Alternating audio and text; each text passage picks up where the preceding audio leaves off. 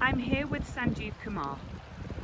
Sanjeev, would you share with us how the importance of nature can help to increase our vibration?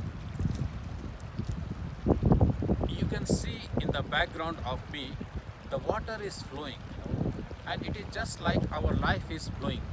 So why can't we connect with the flow?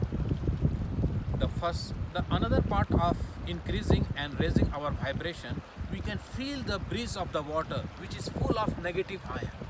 So the more we connect with the negative ion, it will help us to disconnect with the thought of the past or the future, and it will help us to live into the present moment awareness.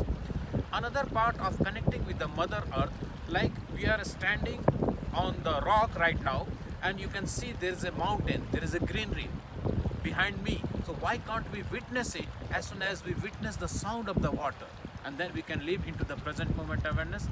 Thanks. Yeah.